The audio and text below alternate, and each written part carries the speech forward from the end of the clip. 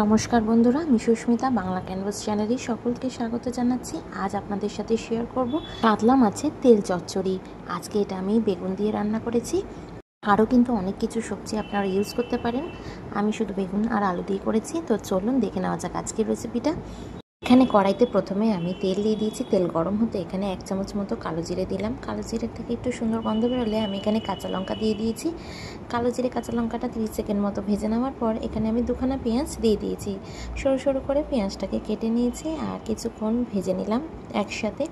হালকা একটু brownish colour ধরে যেতেই এর মধ্যে আমি টুকরো করে কেটে নেওয়া আলুগুলো দিয়ে দিয়েছি। এবার আলু আর সাথে বেগুনটাও কিন্তু দিয়ে দিয়েছি। বেগুনটাও কিন্তু আমি একদম ছোট ছোট টুকরো করে কেটে নেব। এবার সবজিগুলোকে আমি বেশ কিছুক্ষণ কিন্তু ভেজে নেব। আর এখানে দেখতে পাচ্ছেন মাছের তেলটা নিয়ে নিয়েছি। তেলটাকে কিন্তু খুব ভালো করে আগে থেকে পরিষ্কার করে নিয়েছি আমি।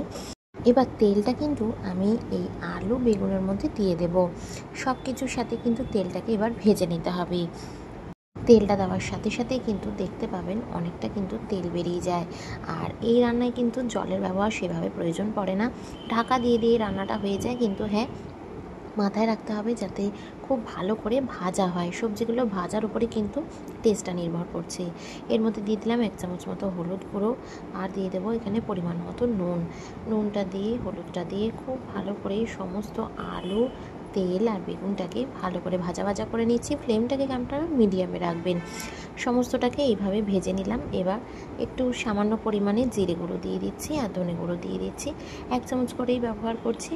এবার দিয়ে সমস্তটাকে মিশিয়ে নিচ্ছি। মশলা কিন্তু খুব ভালো করে কষাতে হবে, নাহলে কিন্তু কাঁচা একটা ভাব যে তেলের সেটা কিন্তু বেরোবে। মশলা থেকে বেরোতে পারে কাঁচা গন্ধটা, আবার তেল থেকেও বেরোতে পারে। খুব ভালো করে মশলা কষানো হয়ে গেলে আমি এটাকে ঢাকা দিয়ে 5 মিনিট রান্না করব।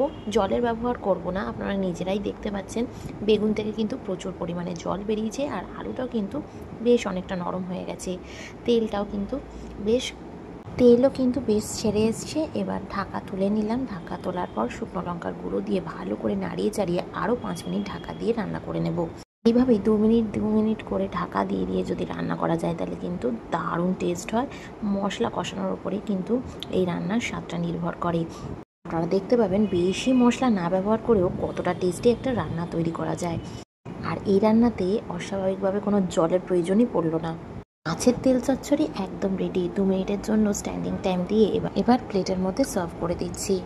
পুরো রান্নাটাই কিন্তু মাছের তেল দিয়েই হয়ে গেল, জলের প্রয়োজন পড়লো না। আলু বেগুন সুসেদ্ধ হয়ে গেছে। ওপর দিয়ে একটা কাঁচা লঙ্কা দিয়ে আমি এটাকে গার্নিশিং করছি। অসাধারণ খেতে হয়। এক থালা ভাত নিমেষেই শেষ হয়ে যায় এই তরকারি দিয়ে।